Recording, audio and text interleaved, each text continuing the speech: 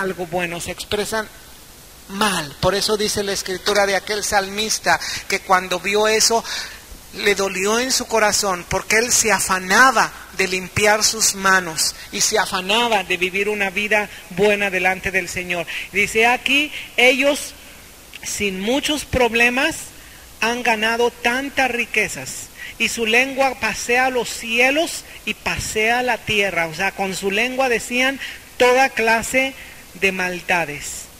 Y cuando este hombre vio esto, dice, yo con tantos trabajos estoy trabajando, me estoy esforzando, estoy tratando de mantenerme santo delante del Señor. Y al final dice, en vano he limpiado mis manos y lavado mis manos. En vano he limpiado mi corazón y lavado mis manos en inocencia. Dice, cuando yo pensé todo esto fue duro para mí. Pero sabes, después dice que él era como una bestia. Dice, yo no comprendí, hasta cuando yo entré a tu presencia, yo comprendí el fin de todas esas personas. El pago del pecado es muerte.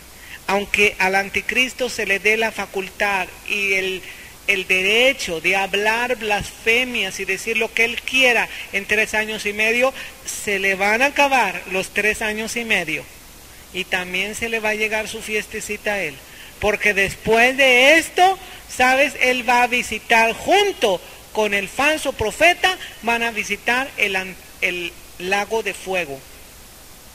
Ellos ni siquiera van a ser juzgados ante el juicio del gran trono blanco. Se van a ir, como dicen, con todo y zapatos al infierno. Pero en ese momento, terminando la gran tribulación, se van a ir al lago de fuego.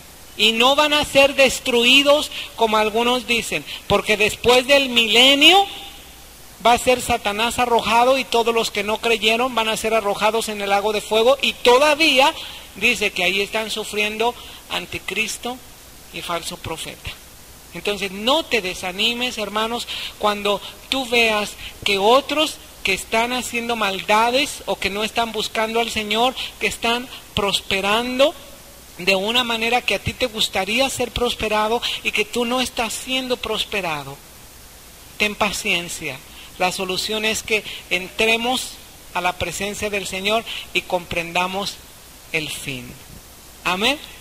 Yo mejor quiero escuchar que el Señor diga, bien, buen siervo y fiel, entra en el gozo de tu Señor. Amén. Y que además yo sé que todas las necesidades, el Señor, Él es fiel y justo para suplirnos. Y Él va a suplir todas nuestras necesidades de acuerdo a sus riquezas en gloria. Y también yo sé que la Biblia del Señor dice, joven fui y he envejecido, y no he visto justo desamparado, ni a su descendencia que mendigue el pan. El Señor va a tener cuidado siempre de nosotros. Amén. Dice algo más para terminar la lectura solamente. Se le permitió hacer guerra contra los santos y vencerlos, y también se le dio autoridad sobre todo toda tribu, pueblo, lengua y nación. El anticristo va a ser un líder a nivel mundial, a nivel de naciones, pero a nivel de tribus, a nivel de lenguas, a nivel de dialectos, a nivel de todo. Él va a ser el líder mundial, y a él se le permitió también hacer guerra contra los santos. ¿Quiénes son los santos? Los creyentes que haya en ese tiempo. Vamos a ver más tarde por qué va a hacer guerra contra los santos. Se va a establecer un sistema comercial en ese tiempo, y todo aquel que no entre en ese sistema comercial va a ser muerto. Y por eso se le permitió eso también. Pero para eso también hay un plazo. Y cuando se termine el plazo, entonces viene lo bueno. Se termina el plazo del Señor y no más. Versículo siguiente. La adoraron todos los moradores de la tierra, cuyos nombres no estaban escritos en el libro de la vida del Cordero que fue inmolado desde el principio del mundo. Si alguno tiene oído, oiga. Si alguno lleva en cautividad, va en cautividad. Si alguno mata a espada debe ser muerto. Aquí está la paciencia y la fe de los santos. Después vi otra bestia que subía de la tierra. Esto lo vamos a dejar aparte.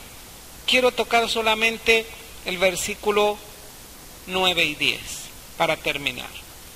Si alguno tiene oído, oiga. Si alguno lleva en cautividad, va en cautividad. ¿Qué quiere decir eso? Si lleva en cautividad, está hablando de este tiempo de la gran tribulación. Si alguno lleva en cautividad, va a ir a cautividad. Si alguno mata a espada debe ser muerto. Del talión, ¿verdad? Esa ley en el Antiguo Testamento se llama la ley del talión, que se dice ojo por ojo y diente por diente.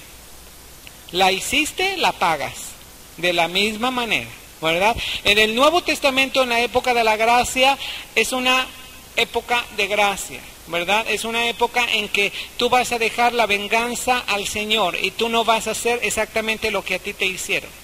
Oíste que fue dicho, ojo por ojo y diente por diente, pero yo te digo que si alguien te da en tu mejilla derecha, pongas también ¿qué?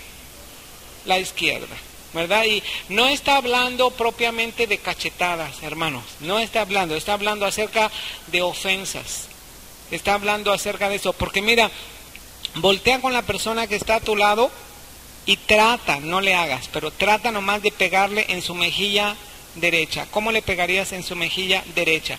Ubica primeramente la derecha. ¿Dónde está la derecha? ¿Sí? Mira, generalmente si tú estás enfrente de una persona, ¿verdad? Yo le voy a golpear a mi hermana.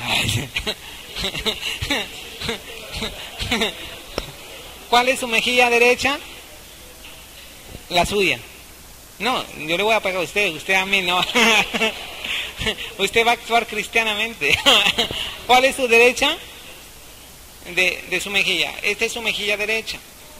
Generalmente si estamos de frente, al golpear con mi mano derecha, yo no voy a hacer esto, porque entonces golpearía su mejilla izquierda.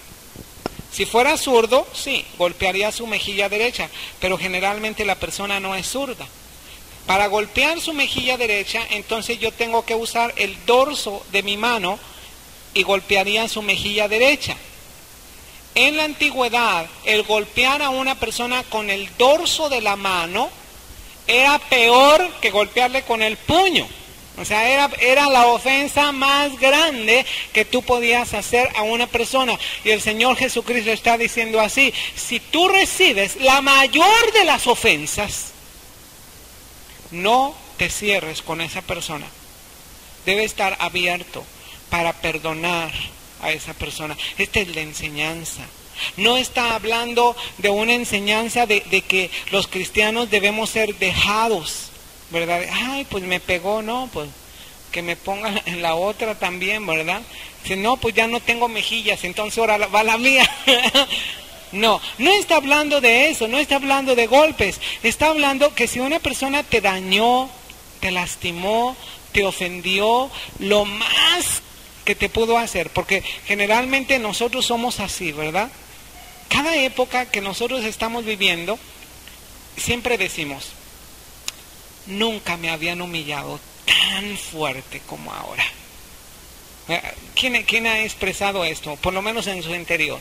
Dice, nunca me habían hecho eso, de verdad, nunca, nadie me había hecho esto, ¿verdad? Esta es la persona que más me ha humillado. Bueno, si a ti te ha ocurrido esto con alguien, que tú te has sentido humillado, que tu jefe, tu compañero, alguien te ha humillado tanto, entonces no permanezcas cerrado con esa persona.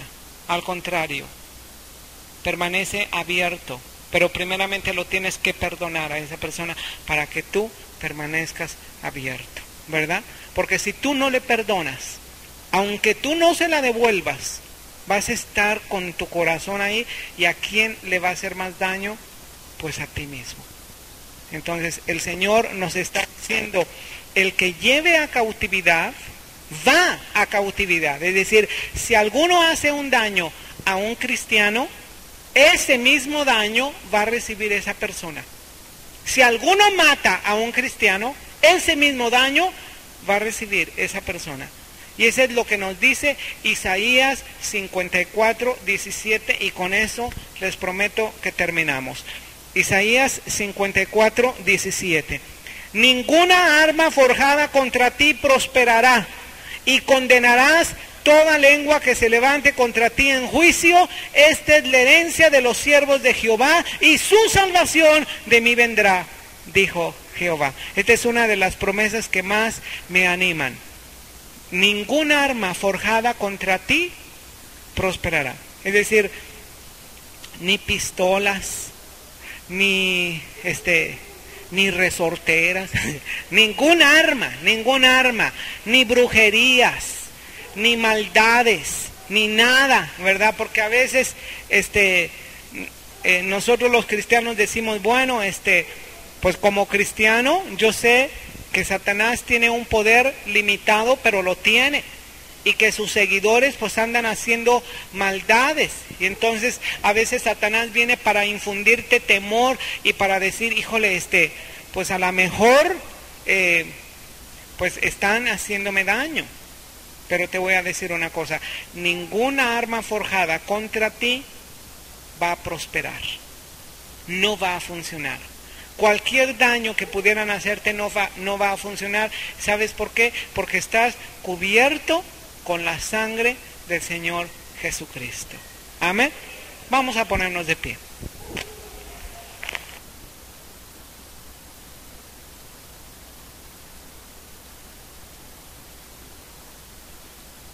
Tu espíritu para poder compartir tu palabra, para poder expresarla con fluidez, con claridad, con unción, y poder recibir de ti, Señor, lo que en este día tienes preparado para aquellos que te aman. En el nombre de Jesús te pedimos que bendigas este sermón para tu gloria. Amén. Puede tomar asiento, y si se quiere acercar, quiere decir que revelación, ¿verdad? Revelación. Y de esta manera dice el libro, la revelación de Jesucristo que Dios le dio, ¿verdad? Entonces, esta palabra Apocalipsis viene de una palabra griega que es apocalipsis, y apocalipsis quiere decir revelar, quiere decir descorrer el velo, quitar una cortina, descubrir algo que estaba oculto. Entonces el libro del Apocalipsis te está dando una revelación que el Señor Jesucristo recibió y que el Señor Jesucristo mismo comparte en Mateo capítulos. ¿Qué capítulos? ¿Se acuerda? Que es 24 y 25. Mateo capítulo 24 y capítulo 25 trae una explicación del Señor Jesucristo acerca de los últimos días, o acerca de los acontecimientos escatológicos. La escatología quiere decir la parte de la teología que trata con los eventos finales. Entonces el Apocalipsis nos da a conocer todo esto. El Apocalipsis, cada vez estamos repasando esto. Dijimos que tiene ¿cuántas visiones? Tiene un total, el libro de Apocalipsis, de 15 visiones. Y en esta manera, utilizando estas visiones, nosotros estamos explicando el libro del Apocalipsis. La visión número 1 la titulamos, ¿qué? Cristo glorificado y el mensaje a las 7 iglesias, ¿verdad? Todo esto está, o sea, todas estas visiones tú las puedes ver en la página número 3 de tu comentario del Apocalipsis. Ahí están todas las 15 visiones. La visión número 2, ¿cómo se titula? El libro de los 7 sellos. La visión número 3 se titula los 144,000 sellados. La visión número 4, la gran multitud. La visión número 5, las 7 trompetas. La visión número 6, el ángel y el librito y los 2 testigos. La visión número 7, que es la visión que estamos explicando desde la semana pasada, estamos explicando la visión número 7, que es la Trinidad satánica. La Trinidad satánica. ¿Qué le llamamos la Trinidad satánica? Satanás, Satancito y Satanzote. No. Satanás, el anticristo y el falso profeta, ¿verdad? Son las 3 bestias mencionadas en capítulo 12 y capítulo 13. Satanás, anticristo y falso profeta, la Trinidad satánica. La visión número 8 se titula Clamores o exclamaciones de victoria. La visión número 9 se titula, ¿cómo? Las 2 cosechas, ¿verdad? Para no equivocarnos, de ciegas que no ven, ¿verdad? Son ciegas, pero de cosechar, ¿verdad? Entonces, la visión número 10 es la gran Babilonia. No, las 7 copas. Aquí me equivoqué. Las 7 copas. La visión número 11, la gran Babilonia. La visión número 11 es la gran Babilonia, ¿no? Sí. La visión número 12, las bodas del Cordero. La visión número 13, Cristo viniendo en gloria. ¿Sí? O la segunda venida de Cristo en gloria. La visión número 14 es el milenio o el reino milenial. Y la visión número 15, cielos nuevos y tierra nueva.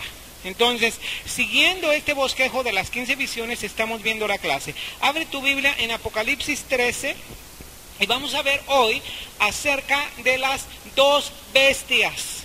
Después de Satanás hay otras 2 bestias que menciona el Apocalipsis. Este es el anticristo y este es el falso profeta, ¿verdad? Vamos a ver un par de láminas antes de darle lectura al capítulo 13. El capítulo 13 tiene solamente 18 versículos y le vamos a dar lectura a los 18 versículos.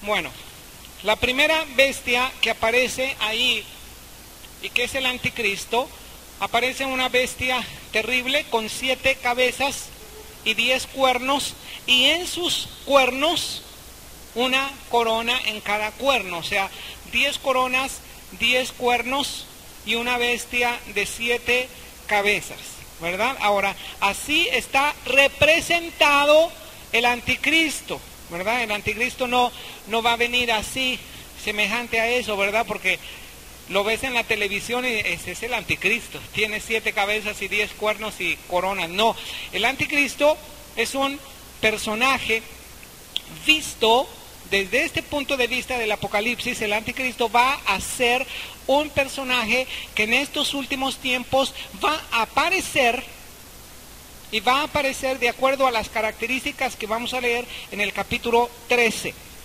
Ahora, la siguiente bestia que vamos a ver es el falso profeta. Bueno, el artista más o menos, él diseñó esta bestia así, ¿verdad? Porque decía que era una bestia que tenía cuernos como de cordero, pero hablaba como un dragón. Es decir, tiene una doble personalidad, o tiene una personalidad aparente, ¿verdad? Aparenta ser un cordero, pero es un lobo rapaz, o es un dragón. Entonces, estas 2 bestias nos dan a conocer bíblicamente que no van a tener el Espíritu de Dios. Es decir, no van a ser de Dios. Por más cosas buenas que la gente le quiera hallar al anticristo, no es el anticristo. no va a hacer nada bueno el anticristo. Por más cosas buenas que le encuentren o que quieran hallarle al falso profeta, no va a tener ninguna cosa buena. Tanto el anticristo como el falso profeta van a ser enviados de Satanás aquí a esta tierra para controlar el mundo entero. Ahora, en este tiempo es mucho más lógico pensar en un orden mundial. Todavía hace 10 años decíamos, bueno, ¿cómo es posible que va a venir un líder mundial, verdad? Y va a controlar todo el mundo. Pero con las noticias actuales, tú puedes decir, es perfectamente posible que aparezca este líder de este nuevo orden mundial. En la última ocasión, en el mes de septiembre, que me tocó estar en una conferencia en el estado de Texas, yo escuché muchísimo, hermanos, a través de los cristianos, a través de la televisión, a través de canales cristianos, escuché mucho acerca del nuevo orden mundial, así lo llama el presidente Bush. El presidente Bush propone un nuevo orden mundial, a nivel mundial. Ahora está ratificado ya que en unos cuantos años toda Europa va a ser considerada como si fuera un solo país, porque se van a llamar los Estados Unidos Europeos y van a tener una sola moneda. Están luchando, ¿verdad? Luchando desde hace muchos años, luchan por tener una sola lengua, ¿verdad? No sé qué lengua va a ser, yo pienso que va a ser una lengua muy oficial y muy comercial. Pero es perfectamente posible en estos tiempos que se levanten personajes que a nivel mundial sean líderes. Esto es ya en la actualidad perfectamente posible. Tú ves, en cada continente están funcionando mercados de libre comercio.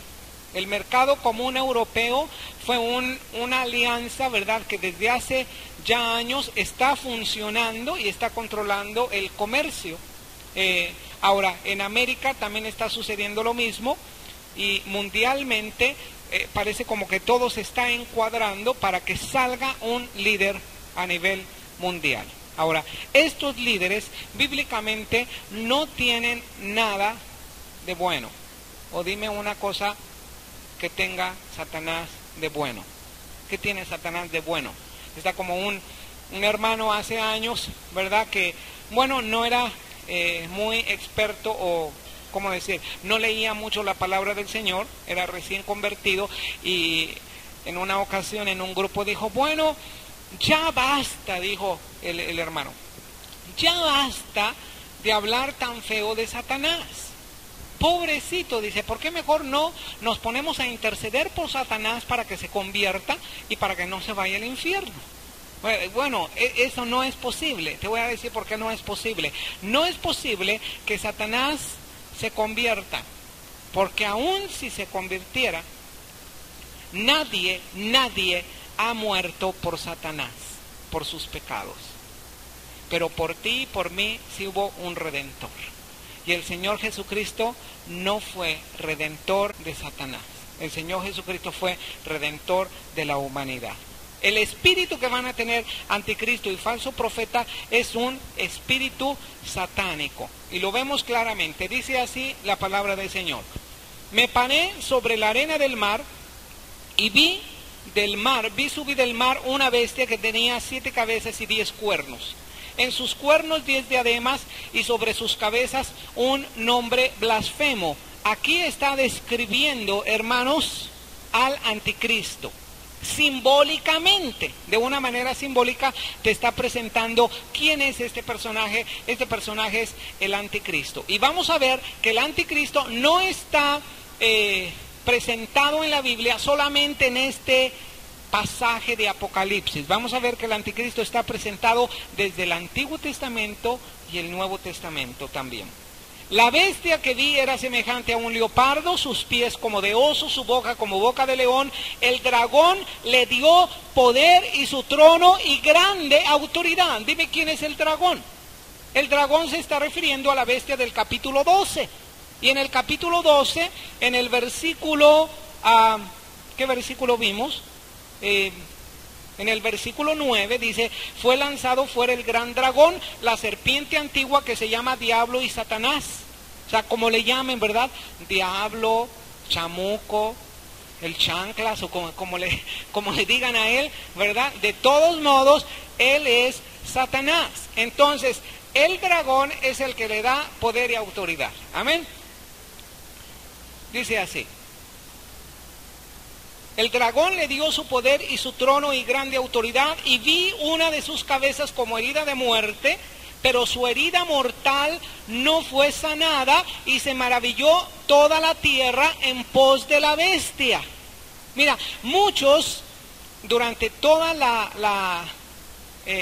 durante toda la historia de la iglesia han tratado o han hecho especulaciones de quién pueda ser el anticristo, y han colocado el título de anticristo a muchos personajes. Esto también lo vamos a ver durante esta clase, pero ninguno de estos personajes propiamente cumplió todas las características que se mencionan del anticristo. Pero esto no quiere decir que aquellos personajes no pudieron haber tenido el espíritu de anticristo.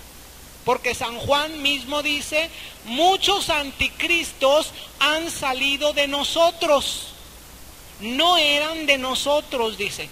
Es decir, como que se infiltraron en la iglesia en aquel tiempo, pero dice muchos anticristos. ¿Por qué? Porque tienen el espíritu de Satanás o tienen el espíritu del anticristo.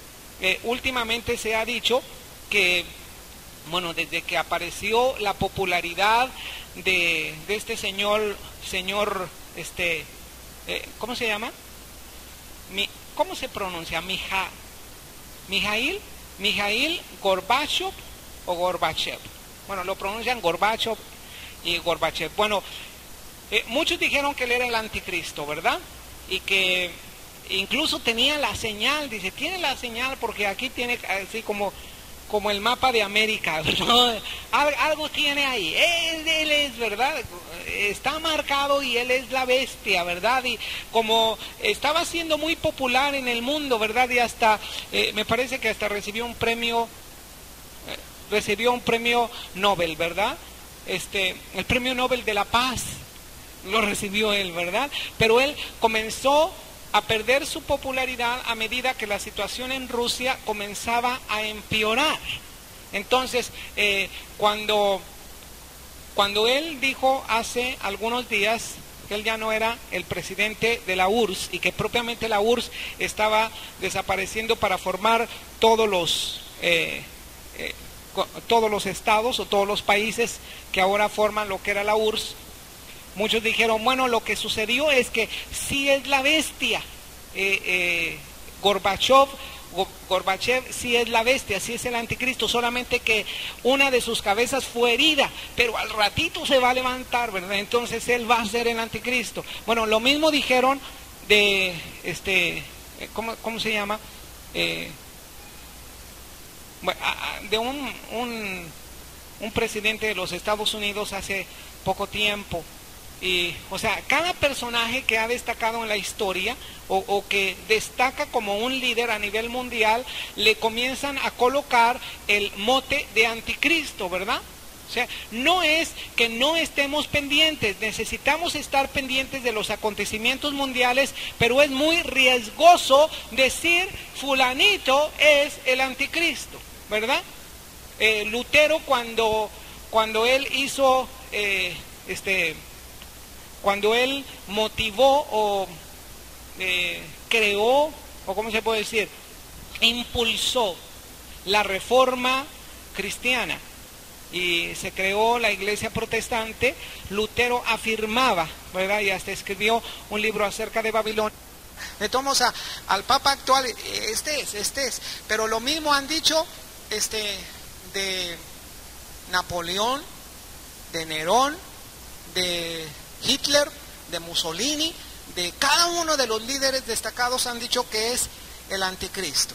Lo que nos toca ver a nosotros no es identificar en la actualidad quién es el anticristo, pero sí es identificar las cualidades y las acciones que el anticristo va a hacer.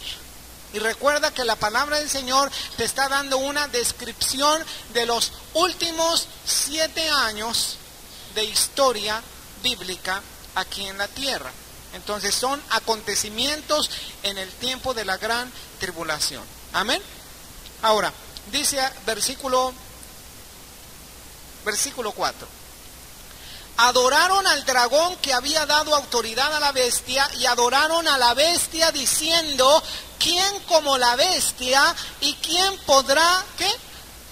Luchar contra ella. Fíjate muy bien cómo en estos últimos días se han manifestado más abiertamente los adoradores de Satanás.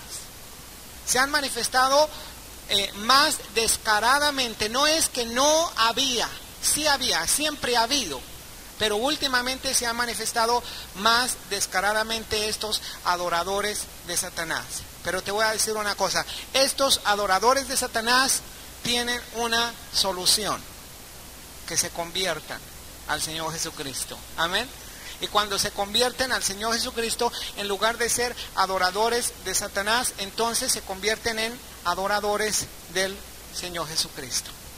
En la mañana testificaba un poquito acerca de nuestro viaje, un viaje que hicimos a México en estos días, y nos tocó estar el día martes, este martes pasado, nos tocó estar en la prisión de mujeres, en el reclusorio de mujeres de la Ciudad de México, y ahí conocimos y estuvimos platicando con ella y compartiendo de la palabra del Señor y del Señor Jesucristo con esta mujer que se llama Sara Aldrete, que ella estuvo muy involucrada con el grupo satánico y que, bueno, por lo menos la prensa así nos lo hacía conocer, que ella era la sacerdotisa principal de todos los narcosatánicos. ¿Se acuerdan de yo pienso que fue hace como 2 años,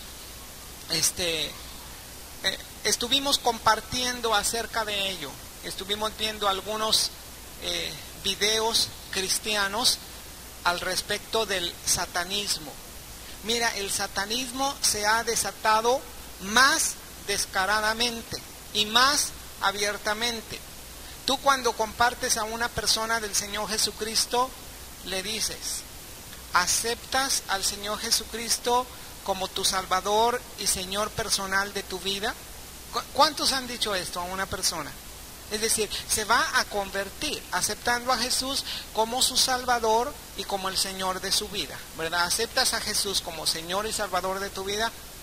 Acepto, ¿verdad? Es decir, no es yo le invito, no, es un compromiso, ¿verdad? Así como cuando tú te casaste.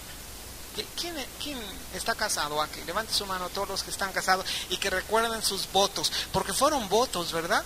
No fueron a ver si puedes o a ver si quieres o un ratito, o no, fue un compromiso.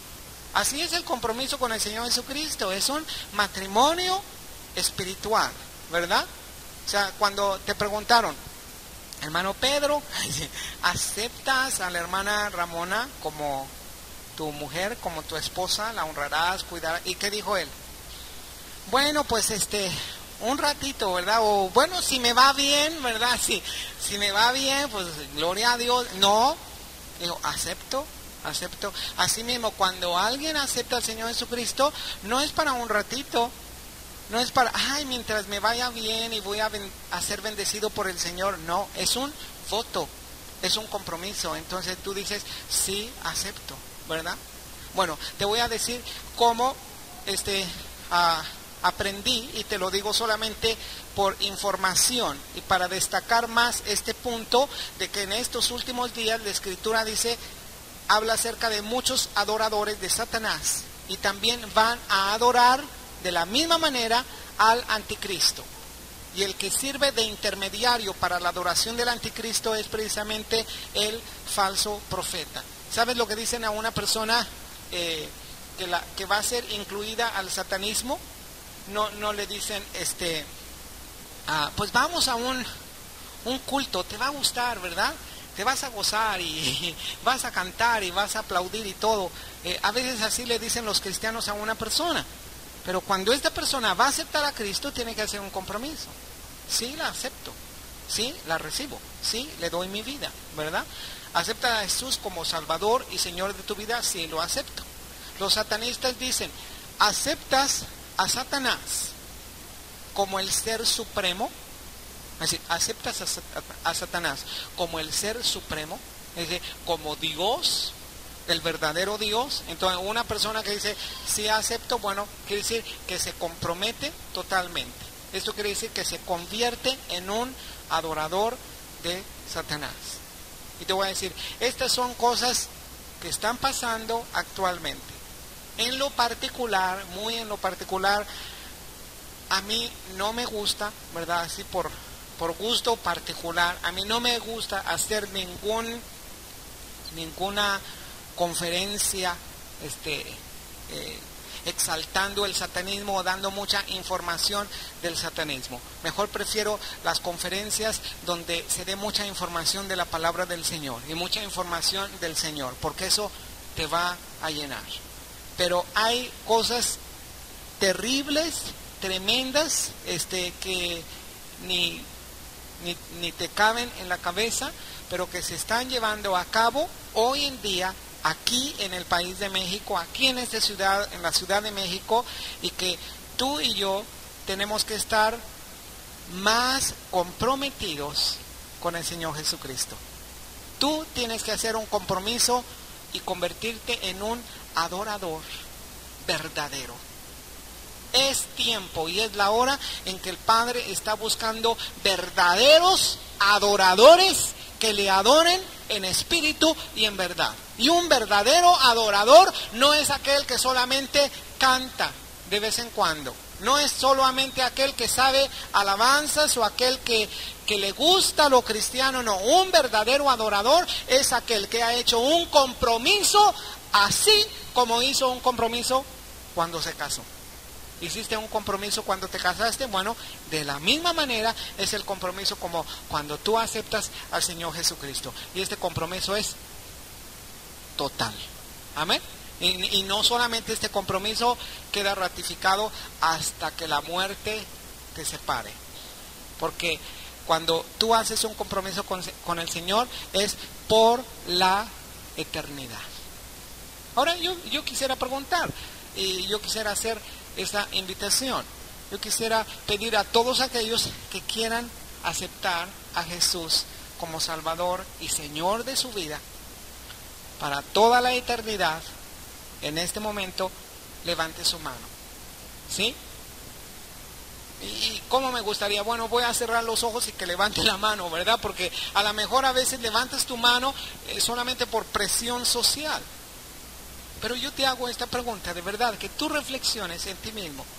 Tu compromiso lo vas a hacer, ¿verdad? Porque esos que están casados, ¿verdad? Y ahí les va una pedrada para los casados, ¿verdad? Pero esos que están casados y quieren vivir una vida de solteros, bueno, es que no han hecho un compromiso de matrimonio, ¿verdad? Esos que están casados o casadas, ¿verdad? Y que en la mañana se levantan y se les olvida que están casados, ¿verdad? Que aquellos que sí tienen un compromiso, cada día que se levantan, trabajan y obran y se mueven en este compromiso que han hecho. Asimismo, aquel que está en Cristo, aquel que es nueva criatura, es un verdadero adorador del Señor Jesucristo. Amén. Bueno, dice aquí: también se le dio boca que hablaba grandes cosas y blasfemias, y se le dio autoridad para actuar 42 meses. Habló su boca en blasfemias contra Dios, para blasfemar de su nombre, de su tabernáculo y de los que moran en el cielo. Se le permitió hacer guerra contra los santos y vencerlos. También se le dio autoridad sobre toda la tierra, sobre todo tribu, pueblo, lengua y nación. He aquí cómo es un líder a nivel mundial. Anticristo aquí en este versículo 7 está ratificando que va a ser un líder a nivel mundial. Se le dio autoridad sobre toda tribu, pueblo, lengua y nación, y la adoraron todos los moradores de la tierra cuyos nombres no estaban escritos en el libro del Cordero que fue inmolado desde el principio ¿de quién? Del mundo. Si alguno tiene oído, oiga. Si alguno lleva en cautividad, va en cautividad. Si alguno mata a espada debe de ser muerto. Aquí está la paciencia y la fe de los santos. Después vi otra bestia que subía de la tierra. ¿Esta otra bestia cómo se llama? El falso profeta. Después vi otra bestia que subía de la tierra. Tenía 2 cuernos semejantes a los de un cordero, pero hablaba como dragón. Ejerce toda la autoridad de la primera bestia en presencia de ella. Hace que la tierra y los moradores de ella adoren a la primera bestia, cuya herida mortal fue sanada. También hace grandes señales de tal manera que aún hace descender fuego del cielo a la tierra delante de los hombres. Y engaña a los moradores de la tierra con las señales que se le ha permitido hacer en presencia de la bestia, mandando a los moradores de la tierra que le hagan imagen a la bestia que tiene la herida de espada y vivió. Es decir, no todas las señales milagrosas vienen de Dios, ¿verdad? No todas las señales milagrosas vienen de Dios. Debes de analizar las señales milagrosas, porque Moisés en el poder de Dios hizo señales milagrosas. Pero los magos con el poder de Satanás también hicieron milagros, señales milagrosas, ¿verdad? Es decir, Moisés llegó y con su vara mandó que vinieran moscas. Hubo plagas de moscas. ¿Quién ha estado en un lugar donde hay plagas de moscas? Yo he estado en lugares donde hay plagas de moscos. Yo pienso que hay alguna otra mosca por ahí, ¿verdad? Son moscos y moscas. Terrible. Y de esos moscos que pican duro, ¿verdad? Porque no creo que haya sido una así, nada más moscas así que se paraban y ya. Eran molestísimas. Eran moscas que picaban, ¿verdad? Ese como el jejeno, el barrilito, ¿verdad? Y yo todavía tengo señales, ¿verdad? De piquetes que el mes pasado el hermano Jairo y yo fuimos a Guayameo, Guerrero, y había una plaga de moscos tremendo. Bueno, cuando Moisés mandó esa plaga de moscos, vinieron sobre la tierra y los magos dijeron, éjele, nosotros también podemos. Y sabes que mandaron y crearon moscos también. ¿Sí? Los magos con el poder de Satanás. Entonces no creyeron, dijeron, son trucos baratos, nosotros también los podemos hacer. Y vino otra plaga y nosotros también la podemos hacer, ¿verdad? No todas las plagas los pudieron hacer, pero lo que quiero decir es, no todas las señales milagrosas son de Dios. Debes ver si una señal milagrosa es de Dios o no es de Dios. Si glorifica a Dios, quiere decir que es de Dios. Si confiesa que Dios ha venido en la carne, es de Dios. Dice, probad a los espíritus, todo aquel espíritu que no confiesa que Jesucristo vino en la carne, es del anticristo, no es de Dios. Engaña a los moradores de la tierra con las señales que se le ha permitido hacer en presencia de la bestia, mandando a los moradores de la tierra que le hagan imagen a la bestia que tiene la herida de espada y vivió. Se le permitió infundir aliento a la imagen de la bestia, para que la imagen hablase e hiciese matar a todo el que no la adorase. Hacía que a todos, pequeños y grandes, ricos y pobres, libres y esclavos, se les pusiese una marca en la mano derecha o en la frente, y que ninguno pudiese comprar ni vender, sino el que tuviese la marca o el nombre de la bestia o el número de su nombre. Aquí hay sabiduría. El que tiene entendimiento cuenta el número de la bestia, pues es número de hombre, y su número es, ¿qué? 666, ¿verdad? Vamos a analizar este capítulo y vamos a llegar a estudiar y definir qué significa eso de que su número es 666, ¿verdad? Cuando yo escucho ese número 666, me acuerdo de un jarabito que en los pueblos vendían, ¿verdad? En las esquinas estaba, todavía hay pueblos, ¿verdad?, que venden jarabe 666, ¿verdad? Y cuando los últimos años comenzaron a darle una importancia al estudio del Apocalipsis, ¿verdad? Dijeron, no, yo ese jarabe no me lo tomo, capaz que tiene la marca del anticristo. No hay que ser exagerados, hay que definir lo que significa esto. Amén. Bueno, si tú tienes tu libro, abre tu libro en la página 36, por favor. Nos vamos a ayudar mucho aquí. Vamos a ver acerca de la primera bestia. Esta bestia es el anticristo y se menciona en el Antiguo Testamento y se menciona en el Nuevo Testamento. Para aquellos que no tuviesen este libro, vamos a hacer las anotaciones aquí en el pizarrón. En el Antiguo Testamento, en Isaías capítulo 10, versículos 5 y 6, yo quiero que alguien lea Isaías capítulo 10, versículos 5 y 6. A ver, vamos a repartir las citas, ¿verdad? Al hermano José le va a tocar Isaías capítulo 10, versículo 6, a la hermana Irma, Daniel 7, 8, a la hermana Armida, Daniel 8, del 23 al 25, y al hermano le va a tocar Daniel 9, 26, y a la hermana Daniel 11, 36. Amén. Todas estas citas son del Antiguo Testamento y ya están hablando acerca del anticristo. Vamos a ver Isaías, ¿cómo le llaman el anticristo? ¿Cómo se le llama en el Antiguo Testamento al anticristo?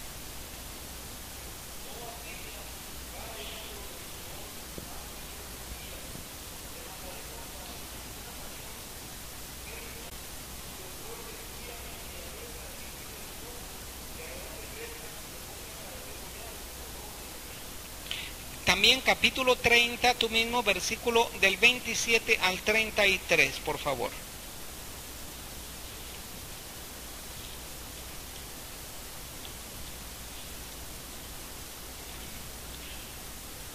Sí.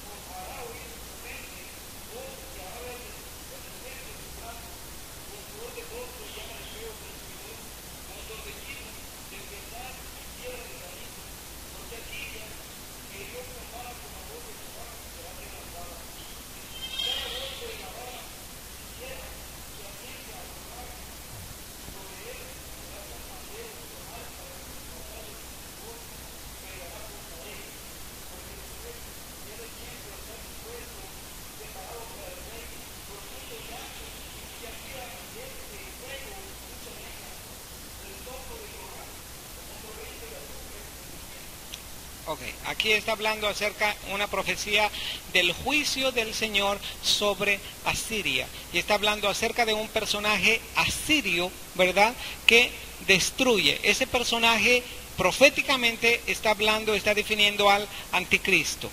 Vamos a ver Daniel 7:8, por favor.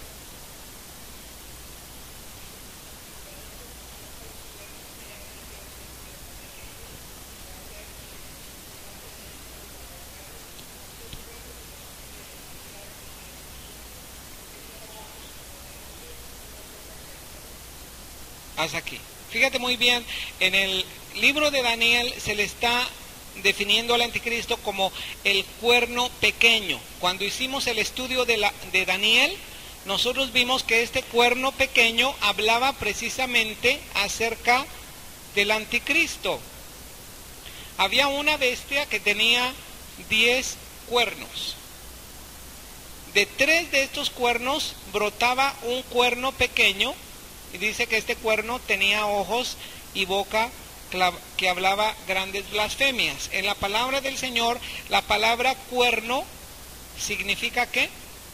Significa poder, un poderío, un poder, un rey. Bueno, está hablando acerca de este rey. Capítulo 7 y capítulo 8 hablan acerca de un cuerno pequeño. Vamos a ver en Daniel capítulo 8, versículo 23 al 25, otro cuerno semejante a este cuerno del capítulo 8.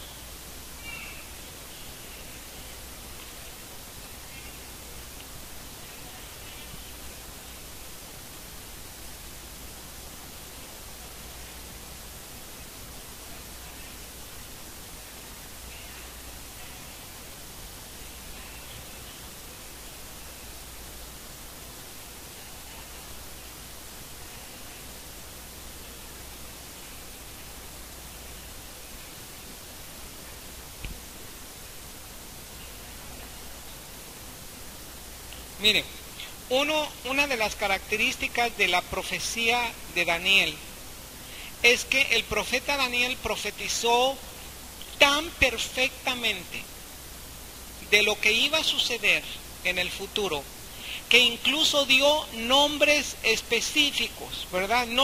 Ningún libro profético se parece a ninguno de los profetas que han surgido, ¿verdad? Ni siquiera al profeta o al personaje que dicen que es un profeta o un visionario que se llama Nostradamus.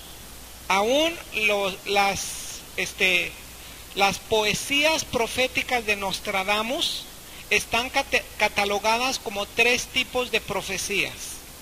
Y dice, hay unas profecías que ya se cumplieron. Hay otras profecías que están por cumplirse.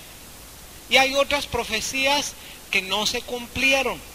Esto es lo que dicen los expertos que han analizado las profecías de Nostradamus. Muchos, especialmente en este tiempo, han mencionado a Nostradamus como un profeta de Dios. ¿Sabes que la palabra del Señor menciona que si alguien se anuncia como profeta y sus profecías no se cumplen, dice, el tal profeta no es de Dios? Porque el profeta de Dios, en el orden de la palabra del Señor, profetiza cosas que sí se cumplen. Y si no se han cumplido, sí se van a cumplir de la misma manera que ya se cumplieron. Es decir, el pasado es una prueba de que en el presente se van a cumplir estas profecías o en el futuro. ¿Me explico? Ahora, Daniel profetiza tan detalladamente de personajes que van a surgir, que incluso muchos de estos personajes los detalla con nombres, como fue el caso de Ciro y Darío, como fue el caso de los reyes de Media y de Persia, como fue el caso de Alejandro el Grande, el rey de Grecia. Y sabes que cuando está hablando en el capítulo 8 de este cuerno pequeño, para aquellos que estudiaron Daniel, y si no estudiaste, te voy a dar un bosquejo nada más de lo que está diciendo ese capítulo 8. Primeramente, Daniel ve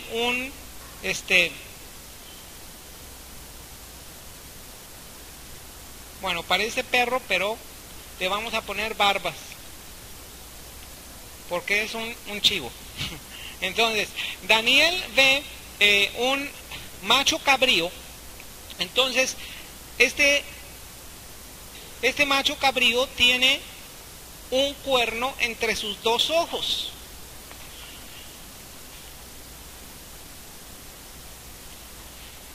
Y ese cuerno entre sus 2 ojos, Daniel lo define como Alejandro el Grande. Aunque no le da el nombre de Alejandro el Grande, pero dice, es el rey primero de Grecia. Y el rey primero de Grecia fue históricamente Alejandro el Grande.